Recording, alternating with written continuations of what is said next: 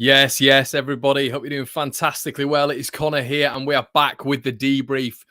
Feels like it's been quite a while, to be quite honest with you. But listen, we've come back for a good one. We've come back for a big one. Leeds United have got a win. It's back-to-back wins for Leeds United. Doesn't that feel great?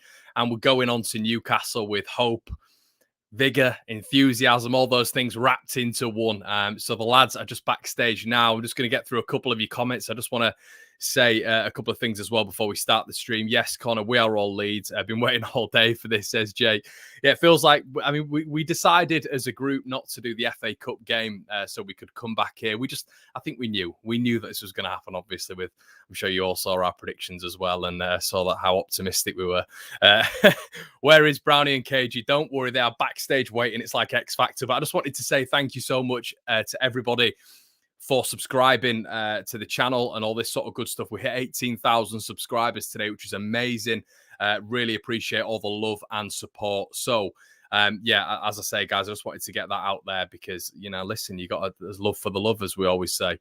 So, listen, we're going to get the boys in now. Brownie is here with me, as is KG. Boys, how are we doing? We okay? Yeah, all good. Good. I've been bouncing around all day, mate. Yeah, it did look. I'm not going to lie, the atmosphere did look a bit nuts. Let me just get this sorted out right here. Let me get on the bottom there. Okay, that's great. Right, boys. Pause. Yeah. Leeds United getting the win. Doesn't that feel great? And what a win. What a win it was.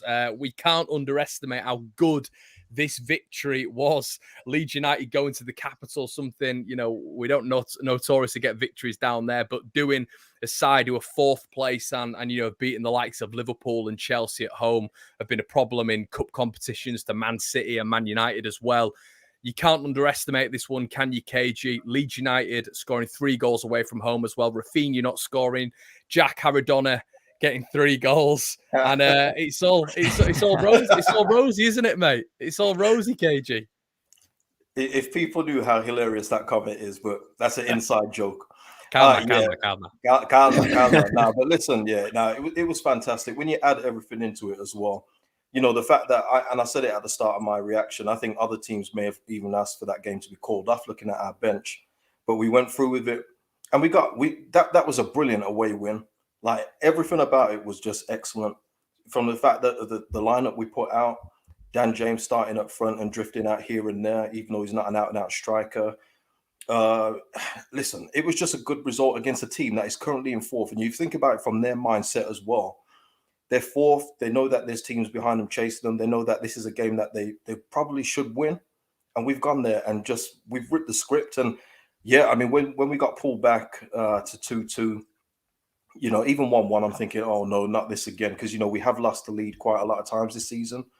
But yeah, I mean, the character that these guys showed and the quality as well, because you mentioned Rafinha didn't score, but man, his play in the second half especially was out of this world. And now it's got all those other clubs talking about him moving here and there and everywhere. But yeah, it was a great performance from nearly everybody on the pitch, man. Can't say anything negative about the performance this weekend.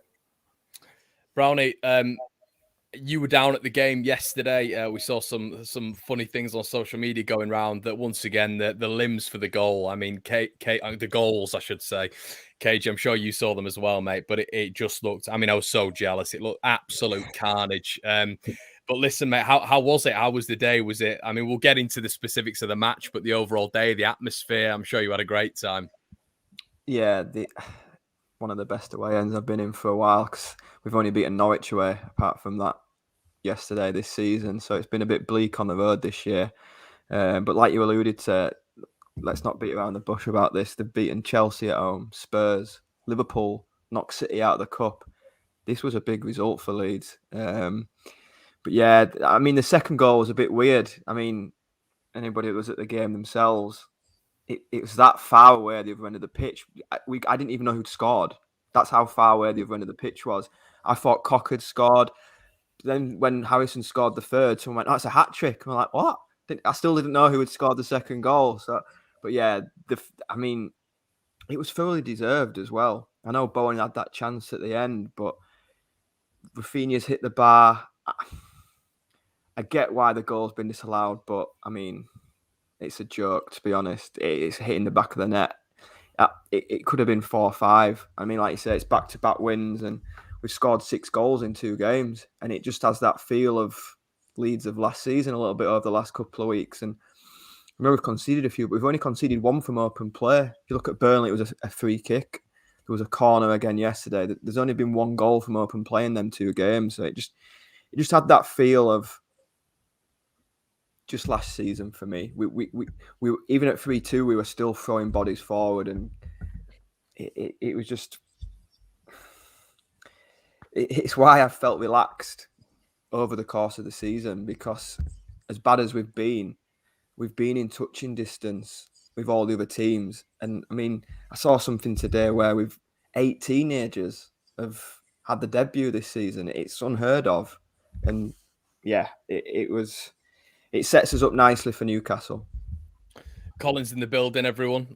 Colin, let us know how your child's doing and all this sort of stuff. I feel like we've got a little bit of the bond on the debrief with Colin. There's context behind that, by the way, everybody.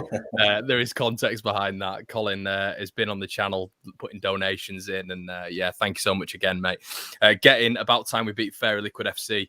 Pascal, Jack, and Leeds Boca Juniors were immense. Brownie was a few rows ahead of me. I was going to give him my binoculars. I almost broke some 90-year-olds back when we scored. Yeah, fantastic scenes. But yeah, I mean, as we always do, fellas, let's touch on the lineup. It seemed all right. I mean, I was all right. The back line, the back 4 in particular, you know, you saw a little bit of.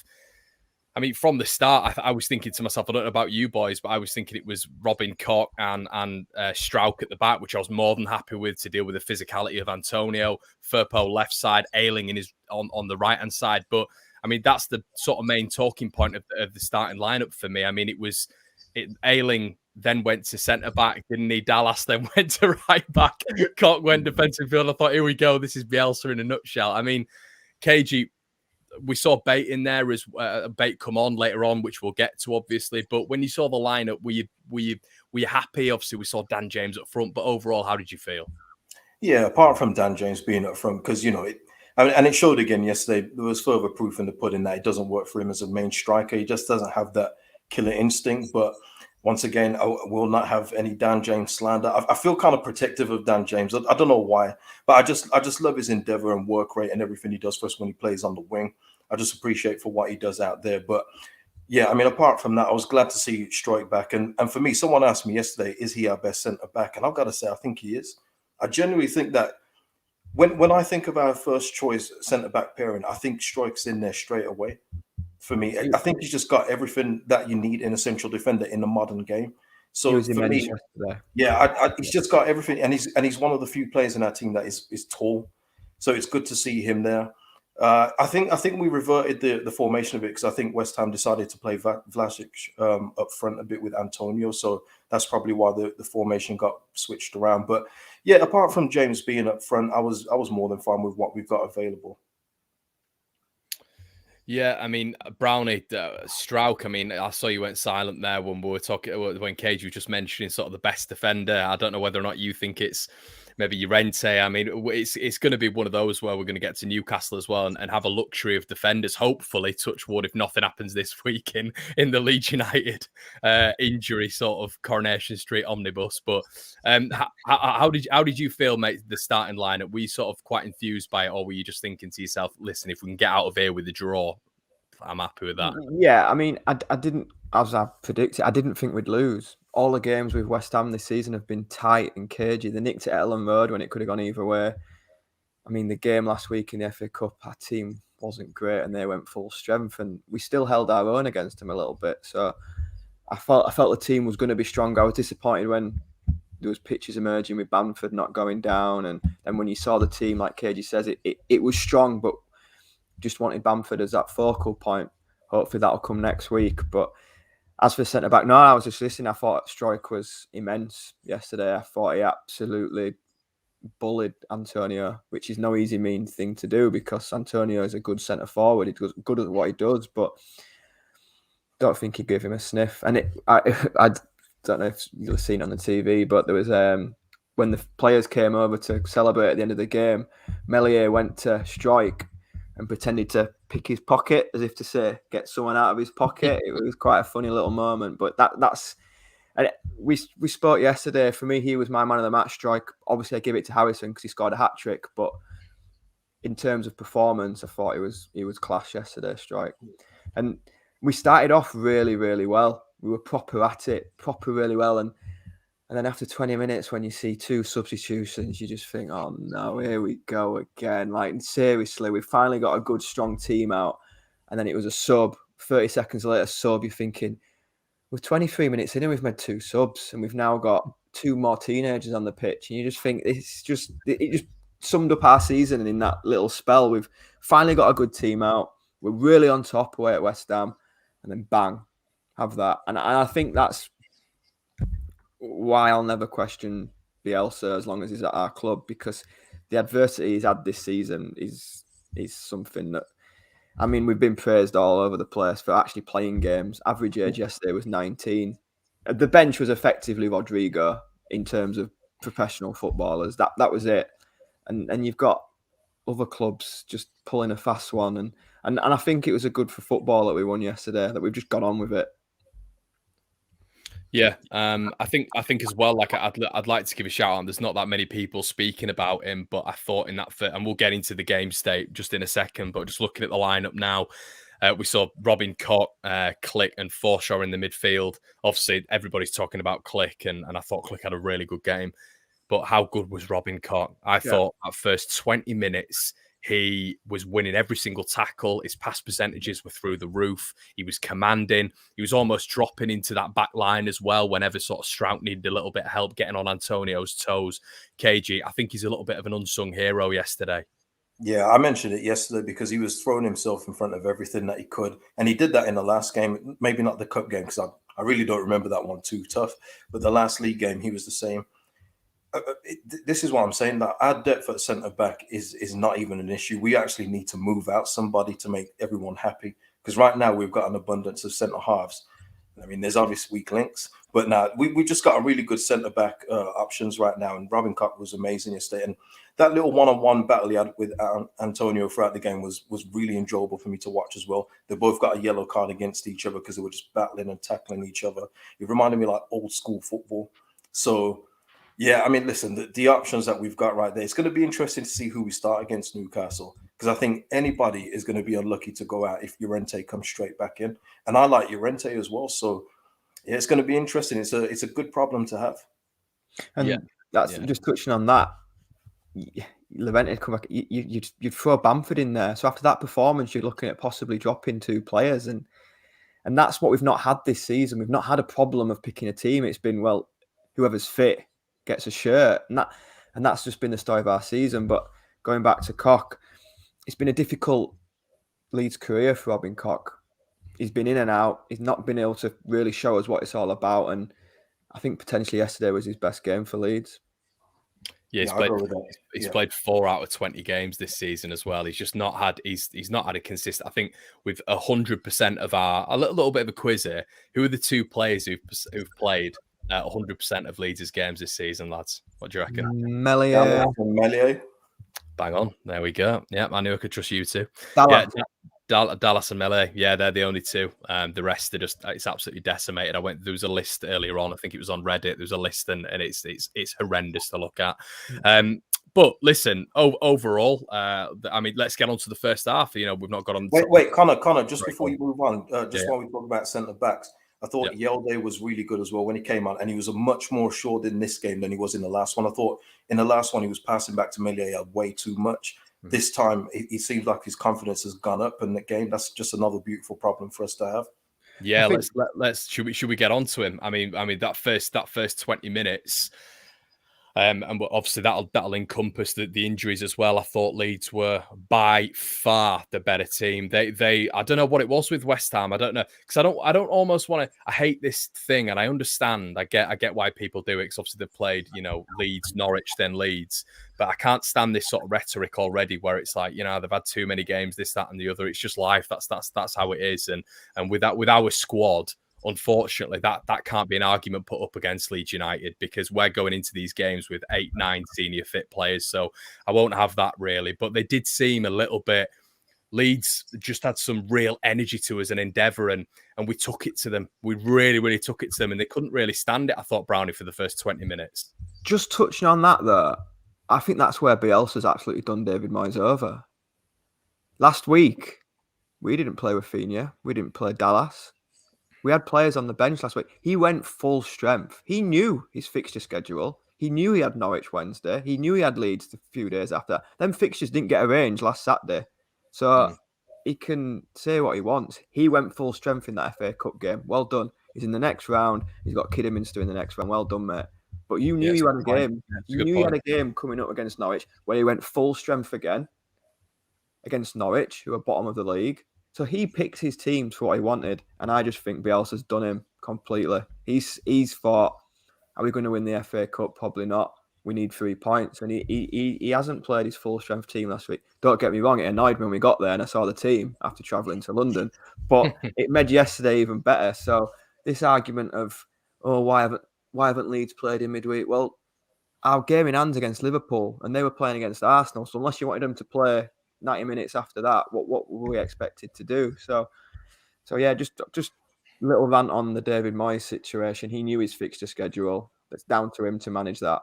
That's what he is, a manager, and he's just not managed it well enough.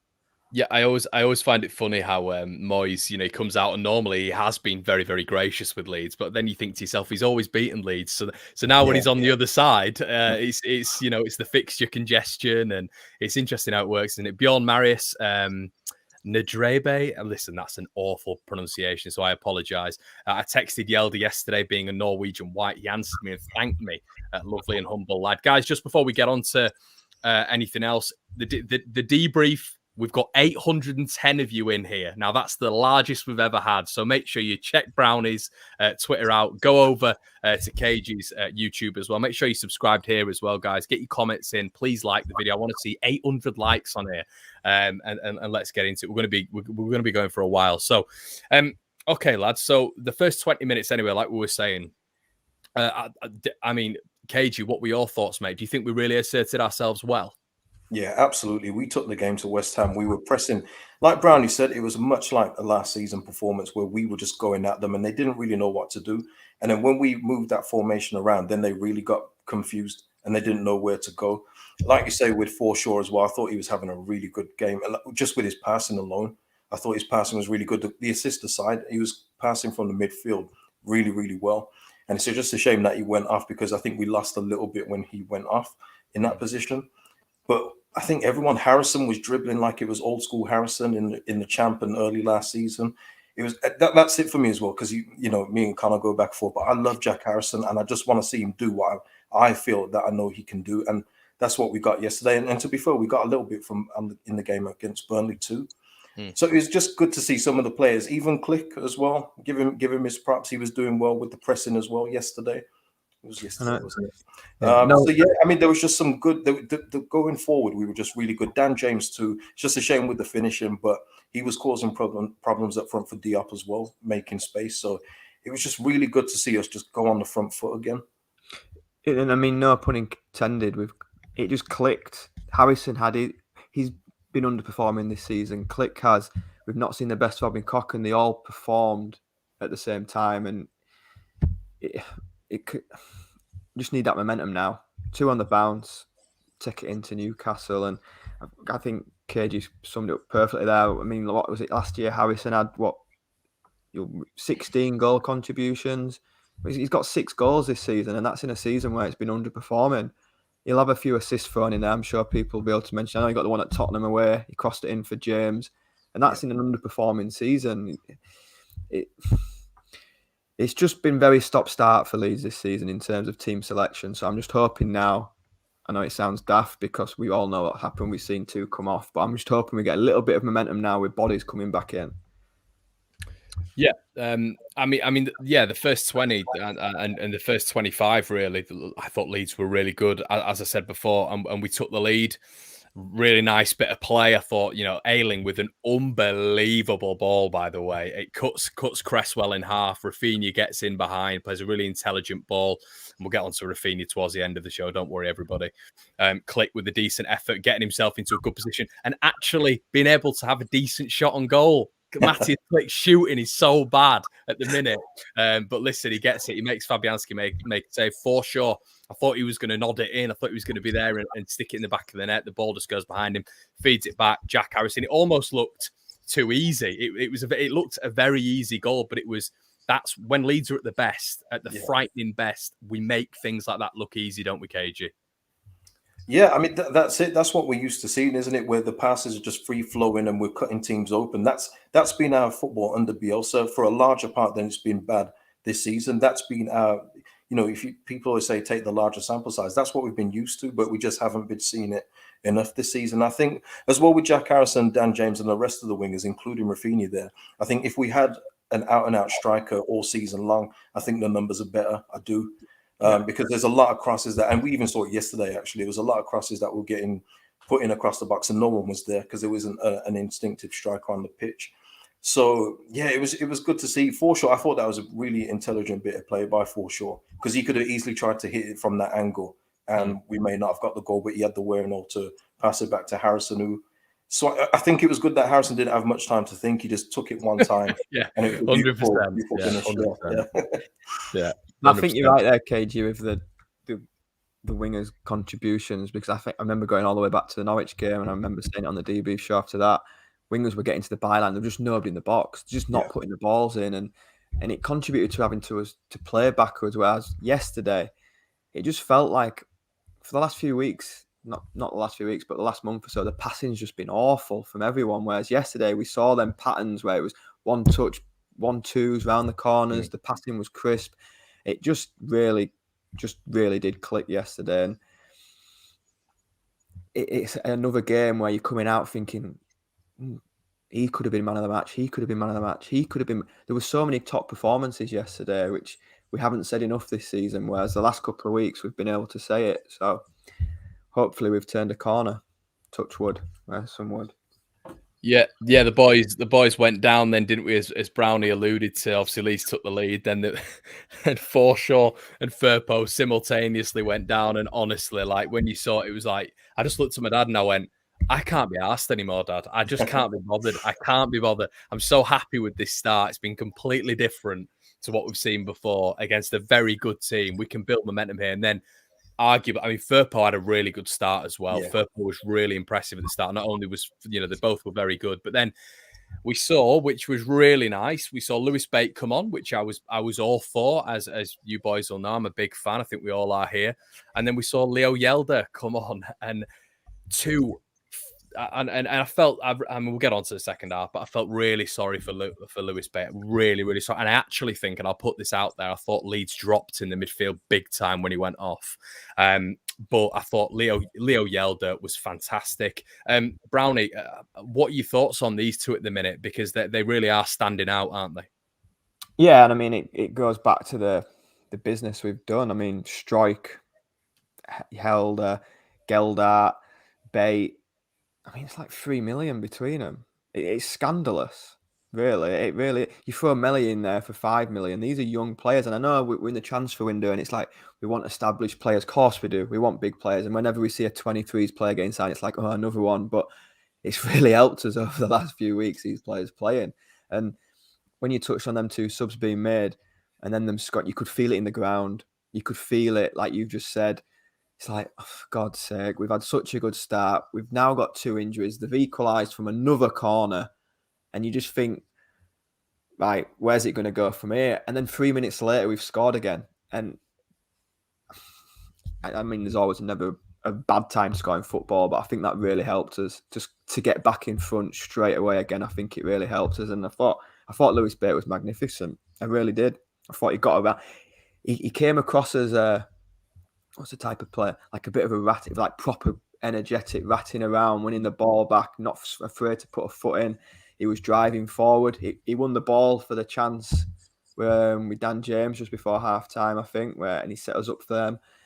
And I think it was just one of them where he was never intended to play that long. So if he'd have come on in the 60th minute, he'd have played the full game. And he's played longer coming on earlier, if that makes sense. But it is difficult when you come on and get taken off again. But obviously Rodrigo needed to have a bit of a runner out as well. But I did feel when them 2 subs were made, West Ham really got a foothold for a good 10 minutes. It really took us a good 10 minutes to settle down. Yeah, I mean, I think I agree with you there, Brownie. KG, I mean, I do. Yeah, as I've just said, I completely agree with what you said there. I do think as soon as Bate and Yelder came on, maybe West Ham, and I think we all thought this would happen. They took the ascendancy, didn't they, for that period of time? Yeah, it took Bate about maybe 5 minutes to get really warmed up into the game, because obviously he wasn't expecting to come on probably at all in that game, if we're being honest. But listen, when he got on the ball, his passing was so good, and his energy in midfield. That's what a modern day centre midfield looks like now, with the way that he moves around the pitch. It's just effortless. It doesn't look like it's a task for him to get around the pitch. And even when he did lose the ball, he went back and he tried his best to get it back, and he did on occasions, which is what was Brownie was talking about when we set up Dan James. I just thought, if you're talking about him being subbed off again, I said this yesterday. What I hope is that Bielsa and the coaching team have just spoken to him and let him know why they took him off. Don't let it affect your confidence. Keep playing your game, because what I don't want with Lewis Bate, a player that's expressive like him, is to feel like he can't make a mistake on the pitch because he feels like he'll be subbed off or dropped in the next game. That's the worst thing that can happen, because I've kind of seen that with Hudson-Odoi at Chelsea and Mason Greenwood at Man United. It happens with those. It's easy as well because they're just young players, so they're easy to take off. So I just hope that he doesn't drop his confidence. I don't think he will. I think he's a confident guy. So, yeah, it's unfortunate that he got subbed on and off, but it's happened to Calvin Phillips previously. It's happened to Bamford before getting early subbed. So he's not alone there. It just hasn't been on that worldwide platform called the Premier League. It was down in the Championship where did it really happen? So, yeah, I thought he was good. And like I said earlier with Yelder, it's just amazing the talent that we've brought in for those kind of prices as well. And again, it shows you don't have to spend 25 to 30 million like everyone keeps saying to get quality in. You just would like a couple more older bodies in there just to hold them off. I liken it to like the 99-2000 team. Yes, that team again, where it was full of youngsters, but then you had the Batty, the Martin, the Radaby in there, Gary Kelly, just to hold these guys together. Who helped you? Harry Kewells, your Lee Bowyers, and all the sorts, and Alan Smith. Yeah, it's 100%. It's that mix, isn't it? But it is nice to see, and do you know what? Victor Orta will be absolutely loving that, because, like you say, I mean, Brownie's just alluded to it as well. The amount of talent that's come through this year, and I can't really think, aside from Cody Drame, maybe in the Arsenal game, Somerville. I've said this on my videos. Sometimes his end product, I think it was in that Arsenal game as well, and just in general, sometimes I think the rest of them, Gelhardt, Cresswell, Bate, Yelder, they've all come in, and you can, and I said this on my video as well. You can understand why the 23s are so close with the first team, because they just understand each other's patterns of play. They understand the system. They understand how to build up through the transitions. And I just think it really does work in that respect. And you can understand the 20-man squad. I don't agree with it, because I think there should be more depth there. But you can understand why Bielsa likes that. And yesterday sort of proves it. But I mean, boys, I wanted to focus on this because I think we've been good with it all year. I think we've been reasonably decent. It's not as standout-ish as it was last year.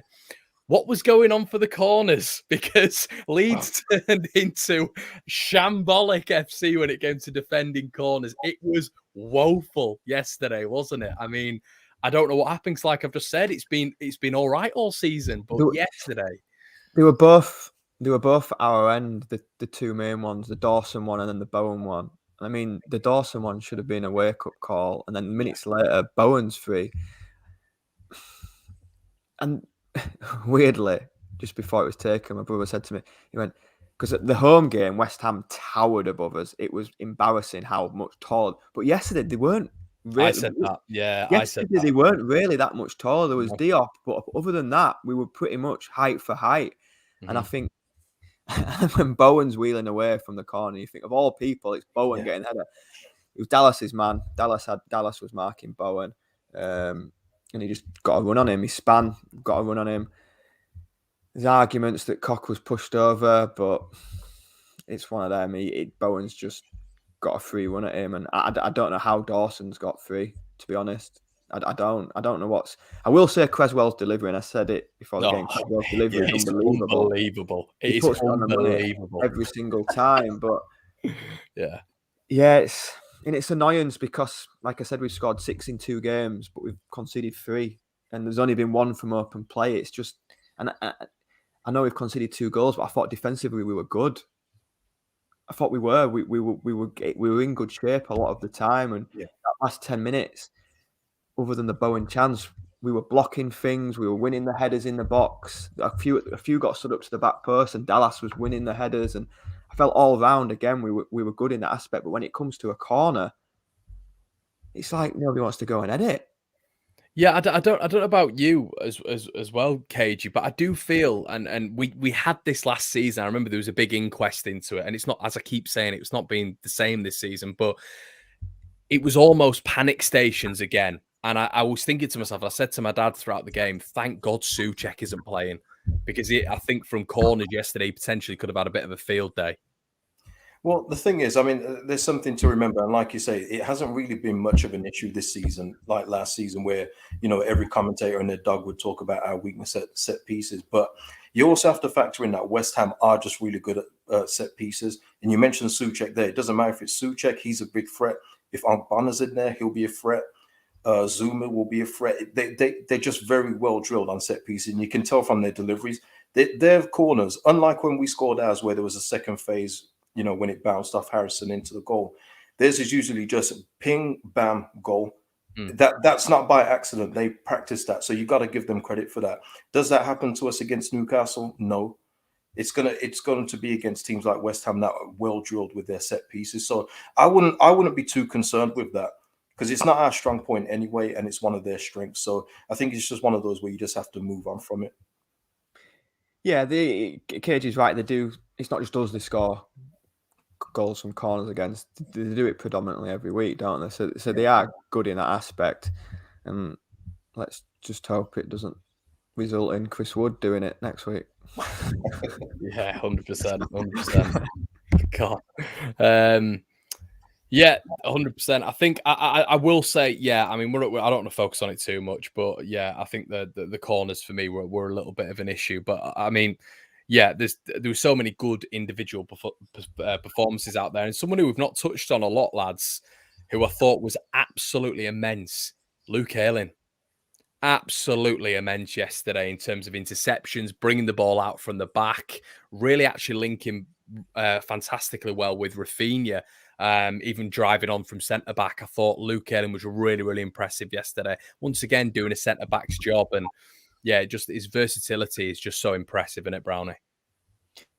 Yeah, and he has the elements of Dallas where you're comfortable with him playing in the different positions across back. Don't get me wrong, I prefer him at right back, but I think Ayling's performance yesterday was massively helped by Struijk, because he just took care of Antonio, and it did allow Ayling a lot more of a freer role at centre back to be able to step out with the ball and pinpoint them passes. And his interceptions were really good. I think we're really good at them when the ball's played into the strike and we have that nip in front and win it. He was really good at them yesterday. And like you say, the ball, I don't think it's been spoke about enough. The ball for that first goal is ridiculous. Mate, it's interesting as well. We've got Lee, we've got Dandub in here, we've got Gale as well. They're all coming in and thinking he was absolutely shocking. It's interesting. First half, he passed a few inside that was cut out. That's the only thing I can think they're thinking of. He did make a few passes inside that went to their midfielder. But as the game went on, especially second half, towards the second half, end of the second half, where we were 3-2 up and they're throwing a few more bodies forward, I thought he organises and he was positionally really good. I think he started 2 or 3 counter-attacks as well, just like switching it to Rafinha as well. So I think, yeah, I thought he was half decent in the game. Cage, were there any sort of other standout individual performances that you want to shout out yesterday? Rafinha aside, obviously, the weight of pass. I mean, he's done that a few times for us, but just when you keep seeing it, there's not many players that can do that kind of weight of pass that he gave for Harrison's hat-trick goal. He just slices through defenses and then just stops for Harrison just to chip it over. Like, it's so rare, and I just want everyone to appreciate why we have this guy, just how good he is. He's just, whenever you're thinking that he's having a 6 out of 10 and hasn't scored or assisted a game, just remember about what he gives to us when he's on the ball, because no one else can do this. and he was just phenomenal for me in the second half, particularly as well. Yeah, it was right behind the free kick, and he looked in all the way. We were already celebrating. He looked in all the way, and it's a lick of paint away from going right in the postage stamp. But for me, what sets Rafinha aside to the others and why he is destined for the top, it was the goal that got disallowed for me. He's got to the byline. He's running at so much pace, and to get his head up when there's bodies flying into the box and pick a pass inch perfect for someone to run on the play. A lot of wingers will get to there and shoot. A lot of wingers will get to there and hit the first man. He's managed to find Click running in near the back post with 3 or 4 bodies in front of him. The guys, we've said it before, and I'll say it again, he's the best player to have played for Leeds in my lifetime. Yeah, I'll stand by that comment. He really is, and like KG says, and I'll openly say the last couple of weeks he hasn't. What's the right word? I don't want to say been poor because he's not been. He hasn't been at his best. I know what you mean. Yeah, you're right. He's not been at it the last couple of weeks, but boy, was he at it yesterday. Mm-hmm. Yeah, 100%. I mean, let's take it back. I mean, I moved us on there a little bit toward the end, just talking about individual performances. But obviously, the second goal, Rafa with another really good ball into the front post. Luke nods it down, and 4 minutes later, Leeds are 2-1 up, and you're thinking, hold on, that really has flipped the script. Leeds scoring from a corner against West Ham, and Issa Diop losing Ayling winning the header. Really good anticipation. I think they do work on maybe that front post routine because they do it a lot. Either that or it's a bad corner every single time. And Cresswell not alert to Jack Harrison in around the back post. Instinctive KG. I mean, what were your thoughts at that point, mate? Were you just thinking it's going to be sort of basketball game and it's going to go one way, then the other, sort of a Birmingham Leeds game? Yeah, it was weird, wasn't it? Because we go 2-1 ahead and you're like, okay, what's going to happen here? Are we actually going to get a win in this game? Or why it was so weird, because we haven't really had a game like this so far this season, I don't think. When we've won, it's been pretty a regular game, I think. Unlike yesterday, where it's like, where is this one going? And I know Diop got a lot of criticism yesterday, but for me, Cresswell was the problem. He switched off quite a few times, and Rafinha had his number pretty much all game long. I think Cresswell had a nightmare, but in all fairness to Cresswell, I think it was just maybe his second, third game back from a long injury. So we're giving that, because I know Cresswell's a really good player. But yeah, I mean, Harrison actually showed Jarrod Bowen what he should do in that close to goal. Just get any kind of body part and control it down, and you'll get the goal. So yeah. I mean, and you know what? You got to give Harrison some credit there, because that's pretty brave to go in that close where he could possibly get clattered as well. So again, he's giving it all for the cause. Something that you can't deny with Jack Harrison. Yeah, David Brown halftime comes around. What are you doing with yourself? Are you just chilling there with the Bovril? Or actually, won't get to that yet. I don't know if I'm allowed to say what I saw at halftime, to be honest. Yeah. Brownie, we'll get onto the chance beforehand, mate. And I want to touch on this because there's been a lot of, I mean, KG spoke about it on his channel as well, made a couple of really good points about it. Leeds, great passage of play. Lewis Bate does extremely well. I think he beats Declan Rice to the ball. Rafa, once again, involved in the thick of it, plays a lovely ball through. Dan James, one-on-one. Are you absolutely hounding him for that? Or are you maybe just saying, I know Cage has made this point in his channel, that he's a winger, and listen, he expects him to score, but I don't really know if you can hound him down for that one. I mean, are you just thinking to yourself, he's just got to score there no matter what? Has to score. His first touch is what's to let him down. His first touch, if he's out of his feet, he's in the penalty box with no defender around him. And I don't really get the finish either. The keeper stood up and he's just gone straight down the middle. He just either side and it's a goal. I mean, I'll be transparent. If it's Tyler Roberts, we hammer him. Yeah, that's true. That is true. That's Tyler Roberts. He gets hammered for me, and I'd be at the front of the queue, obviously. But no, don't laugh when we talk about Tyler Roberts. Don't do that. For me, no, but it is. If it was him, he would have got hammered for that. For me, he has to score. He's in the middle of the goal, so he's got the whole goal. He's not positioned towards one side of the goal. He can go either way. He's in control of that, and it's his first touch that's let him down. It Do you should have think? been. Do you think, Brownie? Do you think, as Lee said here, the pass to him had to be a bit further forward? Because I understand what Lee meant, because it almost brought Dan James back a bit, and he trapped it, and it was underneath his feet a little bit, was it? Or do you think it was? Because I know what he means. It wasn't fully in front of him, so he could run onto it. You know what I mean? I mean, we're talking about a £30 million footballer. He just has to. He just has to. Oh wow! He just has to put them up.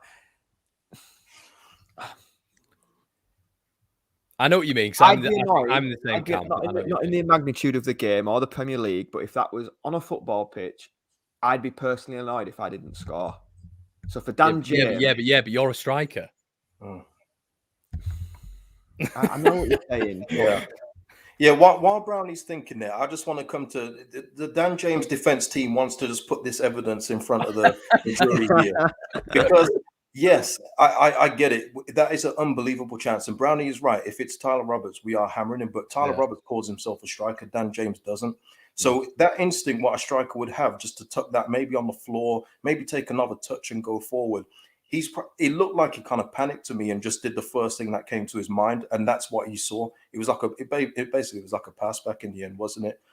And I just think when I've seen James score for, say, Wales, because that's where most of his goals come from, he comes in off the wing. It's something that he usually does off the wing. It's not usually straight down the middle. Now, I know that sounds like a soft defense, but if there's any reasonable doubt, this will get thrown out. So for me, I'm seeing a few of the comments on the £30 million. Take the £30 million out of it. Yeah. You can't talk about take the £30 million. He's a professional footballer.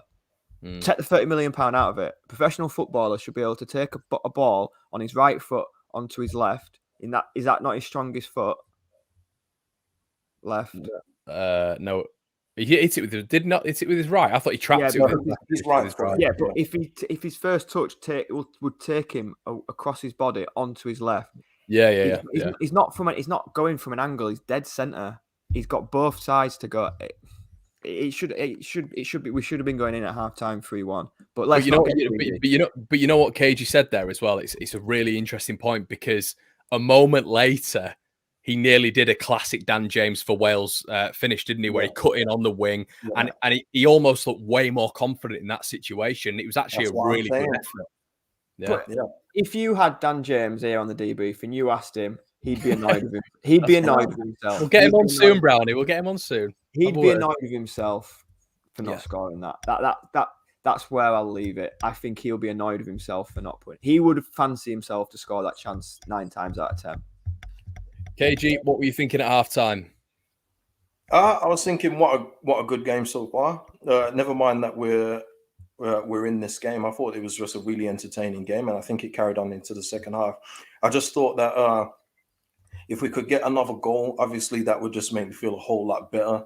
But it was more me thinking, I hope West Ham don't go in now at halftime with a couple of our young players on the pitch and say, this is what we need to do. We need to attack this, this, and this. But even if they did, it didn't work. It didn't work because, as we say, I think Antonio did it in the last game he played against us. He kind of switched centre-backs. He was going across from centre-back to centre-back. Either one, it didn't matter. They had his number, and you could see he was getting really frustrated. I know people say he goes down easy in previous game, but he was really going down easy in this one. He was trying to win little cheap free kicks and a penalty from I don't know what he was doing. But I think it shows. I think it shows that we're in good shape in the first half. I really enjoyed it. Yeah, I think this is probably why I was more annoyed. I was concerned at the fact that we've conceded so many goals just after half time, and here we are again, 52nd minute goal, 2-2.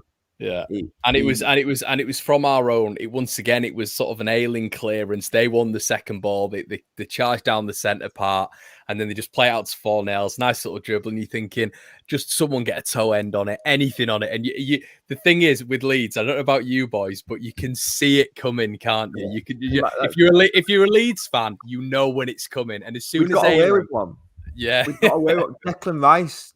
Blazed one over just before it, and I thought that was us getting away with it, and then 4-0 puts it away, and it's 2-2. So that was my thoughts during halftime. I will touch on.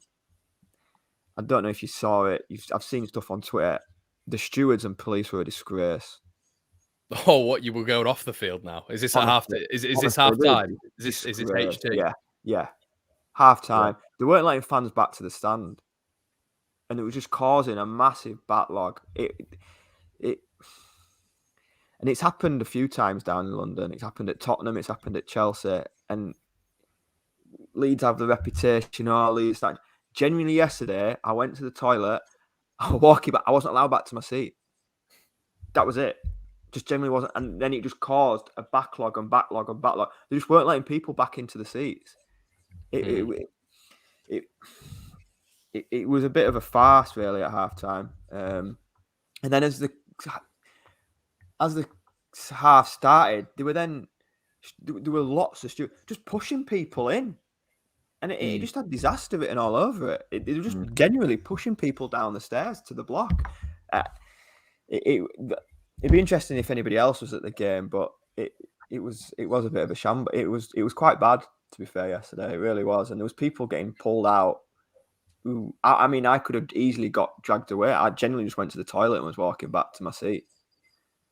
Yeah, it's interesting, and yeah, if you're in the comment section and you're at the game, please let us know, because it seems quite traumatic, that, actually, to be fair. I was in that bottom block, and I've seen a few videos from West Ham cameras around where there's a big massive pile-up. I was in that. I just couldn't get back to my seat, because what they were stopping fans who were sat on the moon coming down and sitting at the bottom. Yeah, because obviously the sections, there was a top tier and a bottom tier, and there's a massive gap between the two. So obviously people were wanting to come down, and so they were wanting to check your ticket, but there was every steward wanted to check your ticket. To get back to my seat, eventually I had to show my ticket 9 times just to do a 50-yard walk, and it was just infuriating people, and it was slowing things down, and then it was just backlog, and in the end they just stopped people going to the seat, which, if you can imagine Leeds fans not being able to get to the seat, it's just a recipe for disaster, to be honest. So yeah, there was people getting carted out left, right, and centre who generally weren't even doing anything wrong. Yeah, I mean, Liam McLaren's in here. Hey lads, with Bielsa's time coming to the end in the near future, oh god, I appreciate your comment, Liam, but I don't know if this is the time, mate. What would you guys think of the Celtic manager as a potential replacement? Similar style, great man manager, done bits of Celtic, achieved success. So, listen, Liam, thank you so much for your comment, mate. I will do a video on potential successes to Bielsa when that does happen, mate. So I will definitely answer that now, but yeah, mate, I think maybe we should leave that one for now after a great win. But yeah, thank you so much I really appreciate that, mate. But just touching on Bielsa, Connor, before you go, that was his 150th game yesterday, wasn't it? Yeah. And no other Leeds manager has ever had a higher percentage of wins in 150 games. So I mean, speaks for itself, doesn't it? It's good. Well, we never saw Dave Ockaday getting 150 games, so I think that's a bit. But it's going to be a brave man to take over.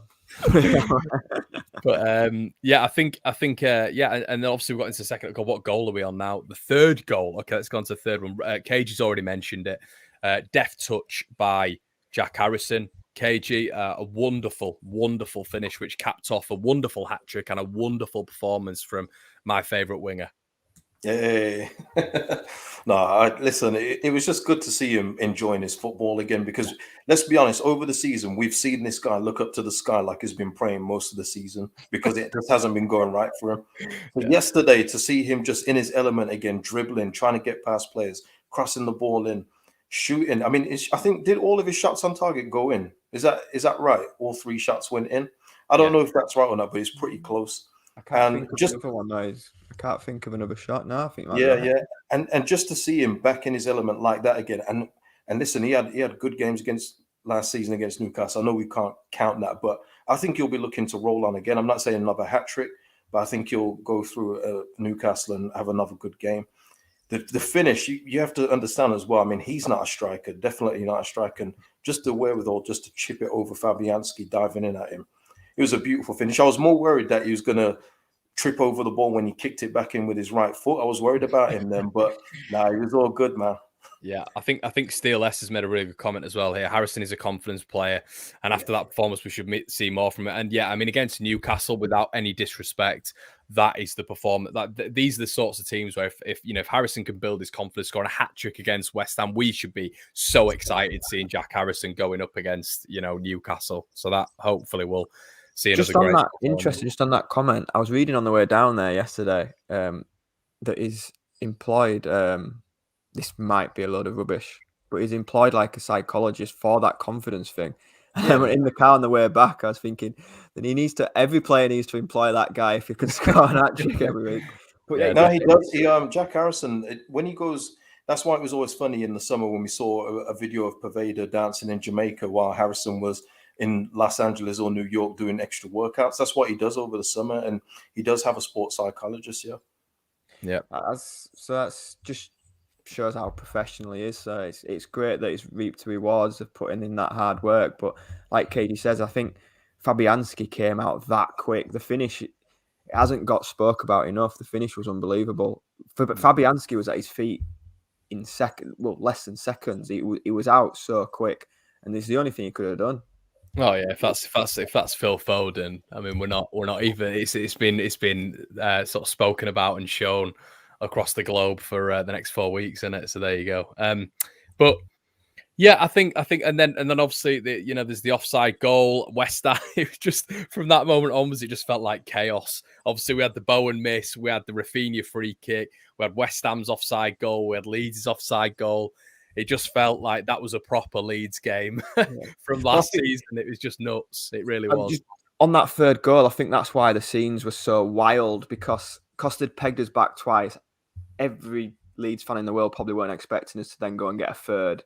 So when that goal actually went in, it was just chaos. But like you say, that last 20 minutes, I mean, you'll laugh. On my Apple Watch, my heart rate peaked at 154 beats per minute. God. Just standing watching the game. When I got home, I was just looking at my stats for the day. It was 154 beats per minute. Just standing there. It was just mental. Yeah. I've got a really minging habit. I just sit there and bite my nails. It's awful. I need to stop doing it. It's disgusting. I hit home that cagey. I think it was the 81st minute. It was the 81st minute. The screens in front of us at the other end. And I looked at my brother and I've just gone, why do we do this? Why do we put ourselves through this? Why can't we have a different hobby? Why do we have to watch Leeds United? Because it's never easy. It's never easy. I mean, that fourth, if it had counted, it would have just relaxed us. But even then, I don't think we'd have even relaxed. But what a goal! But wouldn't that have just been? And we've spoken about it. But wouldn't that have just been? KG, the icing on the cake. It was a wonderful goal. It typified Leeds throughout that game and last season, and it was that really knocked me off. That did. I mean, what are your thoughts, KG? Were you just I mean, listen, that, and again, talking about Rafinha's quality. I mean, not only does he dribble past people, but he sets the ball correctly. Anybody else, I think, most other players would have tried to give it to the two in front of him. He would have tried to just get it across and hope someone gets a touch.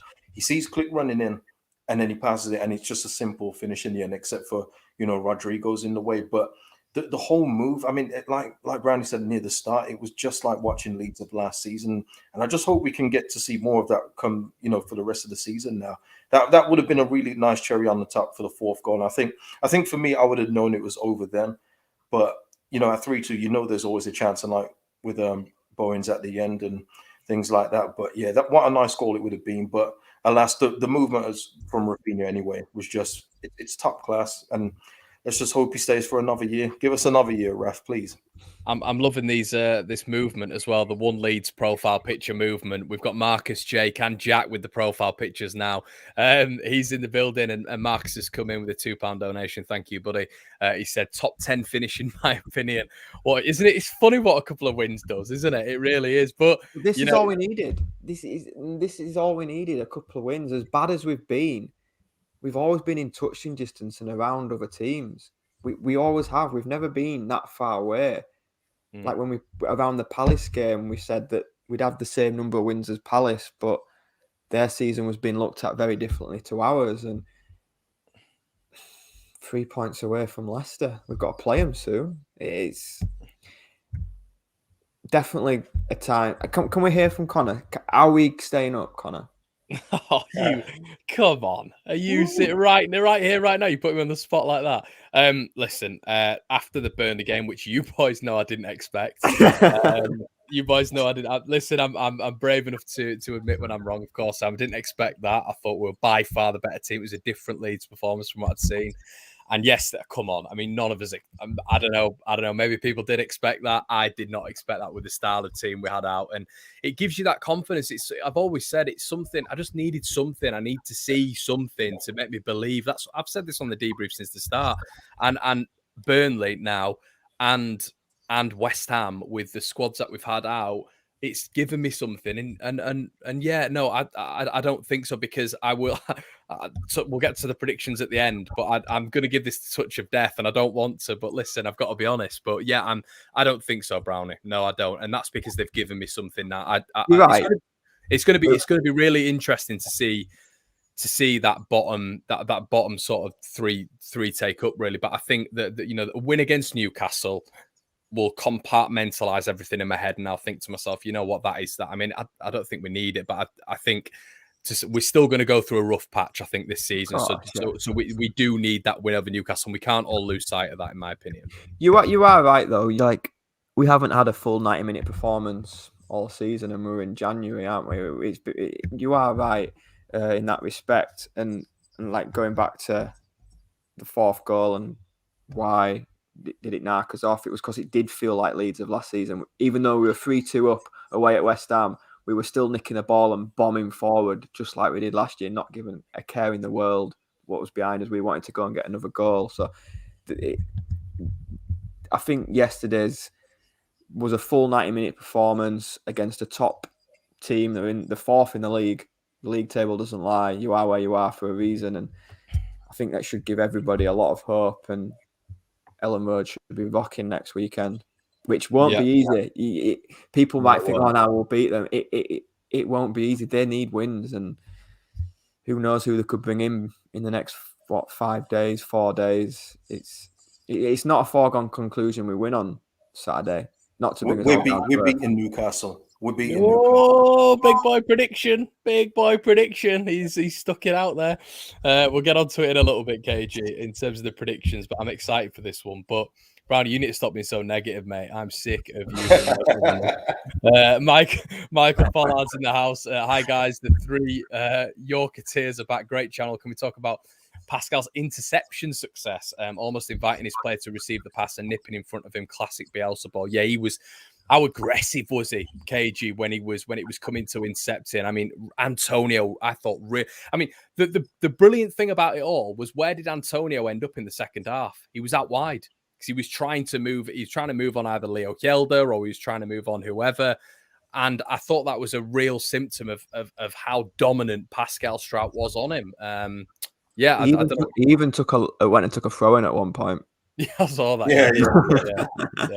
Yeah. But I don't know. I completely agree with Michael there. I thought every time he anticipate. Did you think that with Leeds, like the interceptions were there, or like it was always on the halfway line? We'd step up quicker, and it just seemed very, very aggressive yesterday, KG. Yeah, I mean, the guy there mentioned it. It seemed like he was just inviting West Ham on him, because he can do that.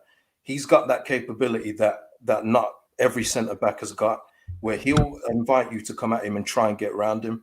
And he was successful with all of them. Don't quote me on this, but I think it's 5 out of 5, if I remember reading that right. Ooh. And he had a whole load of pressures, recoveries, everything else like that. The super chat is spot on. Yeah. And this is what I'm talking about when it comes to confidence in your centre backs. When I see him at the back, I just feel just so much more assured than I do with other people. And that's not a slight on them. It's just where we are now, the quality that we've got. And the way that he made Antonio have to move again and go out to Robin Koch again, it's just top quality from Pascal. I think we should just you just have to appreciate these guys that we've got, and hope that they just sign long-term deals and stay with us for a long time. Yeah, I've not called this out yet, but we're nearly on 1,000 live viewers. Make sure you're liking the video. Keep getting your comments in. We'll try flash them up, of course we will. Lads, I wanted to, obviously we're going to end on predictions, but I wanted to discuss Rodrigo. There's been, I mean, obviously we had his performance yesterday. He came on for Lewis Bate, and we'll get your thoughts on that in just a little bit. But there's been an article out today from La Nacional, which I think follows quite maybe an obvious blueprint. Apparently, Rodrigo is looking to get back in the Spain squad. And apparently, according to this article, Xavi and him have been speaking, and there is potential for him to go back to go back to Spain, go to Barcelona this window. I just want to know your thoughts on this, because obviously he was our record signing. Massive move when he first came. Obviously, we got the we beat the Rio Ferdinand transfer record to Leeds United. KG, if Rodrigo was to leave this January, how would you feel about it, bud? I'd feel good. I feel good about him going, and it's not just on a spiteful thing. It's just that he's not a bad player, but it hasn't worked out for him here. And when it doesn't work out, and if I think what the article you're quoting says that we could get something like 15 million for him. I think that would be tremendous value to get back for what he's given us in the Premier League so far. I think we'd be silly to turn our nose at it. Because I was going to mention on here as well, because I wanted to get you guys' thoughts on it, because Brownie said something at the start about Bielsa and just with what we've had in terms of squad selection and everything else like that. I kind of disagree with that, because I think that there's been times where we could have played Gelhardt way more than we've played Rodrigo and Roberts. So I think there has been opportunities for him to play some of these guys a bit more than he has done. But I think there, just like we saw on the weekend, we saw Bate come off and we saw Rodrigo come on and really not do anything. In fact, all he did was get in the way. Not his fault. But again, it's just another chasm of his time here. It just shows that I think that we'd be silly. I know our squad is light, but I think that in the position that he plays, he's taken up a spot from one of the players that earns it more. So when Gelhardt's fit, I don't want to see Rodrigo playing over Gelhardt. It shouldn't happen. Like it doesn't matter how much he costs, and this is something that a lot of Leeds fans need to just remember. It doesn't matter he's a club record signing. You're going to get that in the Premier League, where you have to spend over what you think a player's worth just to get him. That doesn't matter. It's about how he fits into the team and how he stylistically plays into football. Just hasn't worked here. If we can get a good fee for him from Barcelona, I say fair play to him and good luck to him back in Spain. I think it'd be bonkers to get rid. We'd be bonkers, or he like what? We were up in arms that Cody Drama was leaving because our squad's light, and yet we want to sell Rodrigo. I'm not saying you personally. I'm saying the perception was, why are we getting rid of Cody Drama? We've got all these injuries. Yeah, I mean. I thought yesterday. I thought he got a bit harshly done by. To be honest, I thought he linked up quite well with Rafinha. I think he holds the ball up better than most people in that team. Yesterday, do you think maybe 2 points? I think we've always said on the debrief as well that it's when he's in that midfield, and if he's starting in that midfield, it's the defensive work that's a big problem. We've always said that. The man, 100%. And if you saw him against Newcastle, which there is a big likelihood that, let's say, he would start in front of a Lewis Bate, which is what Cage is alluding to, you're essentially substituting someone in there who can't do a job that we know a youngster can do. And we've seen that with Lewis Bate. And I think that's the issue. And not only that, Brownie, but right now in January, his stock is probably a lot higher than it will be in summer when he's 31. I don't know. I don't know. You know, do we sell when we can actually recoup that sort of money, and when Barca are in this desperate mode where they're willing to... If we were to sell, we'd better have someone coming in. That's what I would say. If we were to sell him, I think if we sell him and we've got nobody coming in, I think we'd look like idiots. Yeah. I mean, listen, Connor, just to piggyback off Brownie's point, it absolutely depends on who you're getting back in. And as we say, what are we on the 17th of January? We've got no idea of if anyone is going to come in. But obviously, you would have to say Rodrigo going out, somebody else coming in. It's a smart move, because we're not going to get 15 million come the summer. Not if when Barcelona add it up at the end and say, well, what's he done over the season and you want 15 million? I think while they're desperate to rejuvenate their team and get players in that suit the Barca system, which he probably will in Spain, it's the best time to do it. You have to be smart with this. You have to sell high. And that's what And, we've got to do right now. Cage, especially if I'm quoting this article right, and we don't know, we have no idea. As I say, I do the room mill every single day. It's this, but it does follow a very similar thing to what we're seeing with Rodrigo. If he wants to get in the Spain squad, which is apparently what he wants to do, Qatar 2022, and he doesn't want to be at Ellen Road, why? What's the point in keeping him around? What's the point in that? The moment a player says that they want to go, and we don't know if this is true. We don't know this, by the way. We don't know. All rumors, but yeah, as soon as a player, for me, in my opinion, a player says that I want to go, you have to let them go because they've already kind of checked out from the club. And it's not. Cage is right, by the way. I just want to say he hasn't quoted that. He hasn't said that. So don't everybody say that. This is just from an article. It's a rumor. Sorry, just go on. Yeah. And it's just that if a player wants to go, you have to let them go. And if you're getting a reasonable offer, obviously it has to be at the club's terms as well. That's something that suits them. But sorry, 15 million for me for what he's given us, I think we'd be doing very, very well to get that back. I really do. Just looking at this from Barcelona side, haven't they not just signed Ferran Torres and he still hasn't registered yet? So I don't get how I don't really understand the Barcelona. Let them worry about that. Let them worry about that. I don't understand the Barcelona sort of like I'll be the first to admit I don't get what's going on there. And they're saying that they're saying they want Haaland as well, aren't they? So I don't know what's going on. They can't register these players. Real Madrid. So, no, apparently Laporta's come out and said that he wants Haaland this summer. Okay. Yeah, just on Rodrigo, I think defensively, yeah, but I don't think he's in there to do what Lewis Bate does. If I'm honest, I don't. But then Brownie saying that not defensively, that's not what he's there for. But then what does he do up front? I think he holds the ball up better than take Gelder out of it. I think when the ball goes into him, it sticks. Right. Which we haven't had with any of them. I think yeah. I was going to say you just said you take Gelhardt out, but on full strength, Gelhardt does that much better than Rodrigo. Yeah. And there was an interesting because it was a conversation that was going on a few rows behind me, and it's something I thought of. Geldhardt's picked up a lot of injuries this season. He was injured at the start of the season. He was injured October, November time. He was injured just before Christmas, and he's injured again. That was a conversation, and it was for someone young age. That's a worry. Once again, the Gelhardt defense team has to come out here.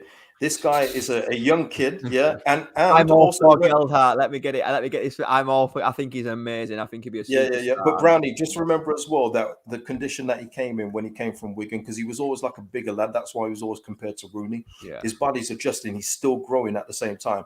Just think of it like Gerrard when he was at Liverpool and you kept on getting those minor knocks here and there as his body was developing. I don't think it's anything worse than that. And besides, his last injury as well was someone falling on him, wasn't it? I think as well, and Brownie will know this being a striker, if you are a high octane player as well, like Gelhardt is, you're running at defenses, you're naturally going to pick up more injuries as well. I think that's a given, isn't it? I think, but it's a really fascinating circumstance because you would expect Leeds to maybe go out and even if they don't do it in January, get a number 8 in the summer. But for me, Brownie, I think it's if Gelhardt's obviously going to stick around in that sort of 8-10 position. You got to look at the long-term future of Rodrigo. I mean, what do we do with him in the summer? He's right. With his age, I thought the price tag was quite a lot for his age anyway. But like Cage is right. If you're looking at 15, 18 million now, do you take the what was it? Do we sign him for 27? Do you take the 9-10 million hit? Yeah. For what he's offered, probably yeah. But I wouldn't want to take that hit and not use it. No, I know what you mean. We've all said, haven't we? We need to bring in another midfielder. Like they've got no excuses there. They had to. But I think I wouldn't be. It's interesting. Everybody's saying in the comments it is quite mixed, but I would not be. I wish him well, but it wouldn't. But if we were to be able to recoup 15 to 18 million, I'd be more than happy with that. And just to add as well, Connor, I think Leeds would have been looking at it as say we've bought a 29-year-old for this much. We're expecting to see that that value throughout the duration of his contract.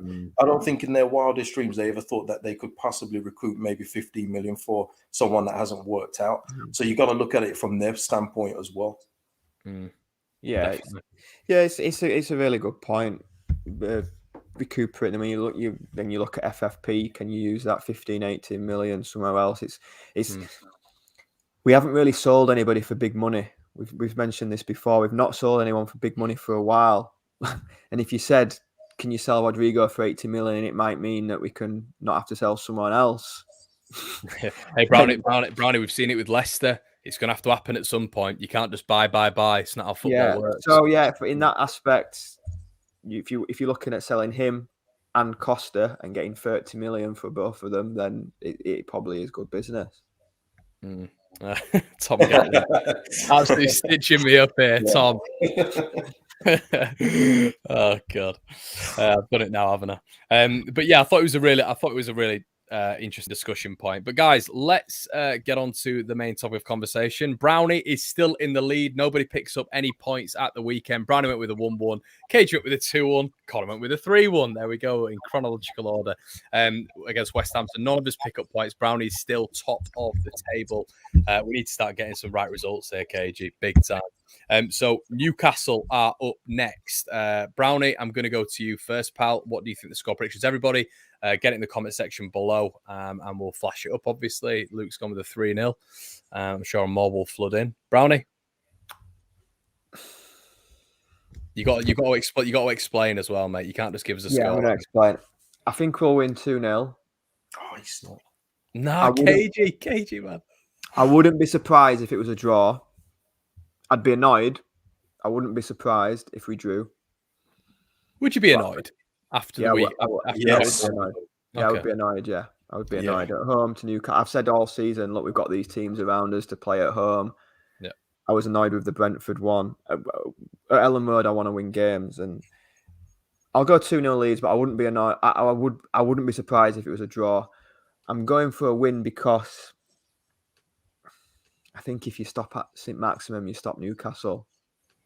Easier said than done. It is, but it is. I mean, they could pull a signing out before Saturday, and then it could change everything. But I watched. I think they're close to a couple, aren't they? Yeah, I watched the Watford game, and Watford probably deserved to win. Yeah, they did. They're a poor team. They're a very poor side, Newcastle. Yeah, a poor side, and they don't look. I mean, I could have egg on my face. They don't look like scoring lots of goals. This is the thing. I thought the weekend we were defensively very good. I know we conceded 2, but I thought we were tactically we got it spot on at the weekend. Yeah, 1,000 watching, as Michael said. Keep getting the likes rolling in. If you're not subscribed, make sure you do so. Go check out KG's and Brownie's Twitter. And you've got to put into that. You've got Llorente, Bamford, fingers crossed, to come back into that squad from the weekend. So yeah, it will be annoying if Forshaw's missing and Firpo, but you've got 2 players there, Bamford and Llorente, that are coming back. So like you said all along, Connor, 2 in, 2 out. It's like the hokey cokey, isn't it? I think Firpo is going to, from what we've heard, I think there was some reports circling today that he might be a little bit more long-term shock. But apparently Forshaw's put on his Instagram account that he's hoping to be fit for it. And if you don't see him for this, he'll be back straight after the international break. So, I mean, we'll have to wait and see how that is. That would be a big blow. Forshaw being out for this one, I think, because I think we can dominate them in the midfield. So Brownie's gone with a 2-0. And hopefully we'll have Bamford back. Who knows? Hopefully that's what the expectancy was. KG. Yeah, I'm gonna 2-0 was actually my score too, but I'm gonna change it up and I say 3-1 to Leeds. 3-1. What a game that would be. Oh, 3-1 would be delightful, wouldn't it? Then go off an international break. 3 wins on the trot. Oh. Yeah, that'd be incredible. What I mean, how we're gonna have to do a debrief every day. Here we are. Drum roll. I think we're going to win this game. So I think we're going to win, which I know that I can't win because everyone in the comment section just thinks I curse everything. So there you go. But yeah, I think we're going to win this game. I think that it is going to be. Yeah, but I've got to go different to you two, haven't I? I can't 2-0, 3-1. I need to start putting myself first. I will go with 3-2 Leeds again. It's going to be. I think it's going to be one of those where St. Maximan might get a couple, but I think Leeds will be the better team, 100%, and we'll miss a whole host of chances, but still win. So yeah, we've got Brownie on 2-0, KG 3-1, Connor 3-2. So there you go. Let us know in the comment section what you think on that one. I'm getting a lot of no. Connor, don't predict the score. Hannah said, I wanted Connor to say we ain't gonna win. There we go. Marcus come in and said 5-1 as well. Oh, that'd be 5-1. God. But that's it, guys. We'll leave it there. We've been going for an hour and 17. I think we've done our dues. We've had the highest numbers in. We've got still 1,010 people in at the minute, which is the biggest we've had on the debrief. So thank you so much. We run this show every single week if you want to stay subscribed. Lads, any parting thoughts? Brownie, have you got anything to say? Just to let Burnley know that they have to play football at some point. Oh, no. That's another show. I've got that on here. I thought, should I go on to Burnley? No, we'll be going for 2 hours. Deary me. Must be great playing a footballer for Burnley. You get paid for doing that. Oh, God. KG, anything to say, mate, before we depart? Yeah. Please don't follow my Twitter. There's no point. I don't really do much on there, but you can follow my YouTube channel. Links in the description. Yeah, go check it out. Definitely worth it. Thank you so much, everybody, for joining, and we'll be back at this time next Monday. Have a good one, and we'll see you in a bit. Cheers.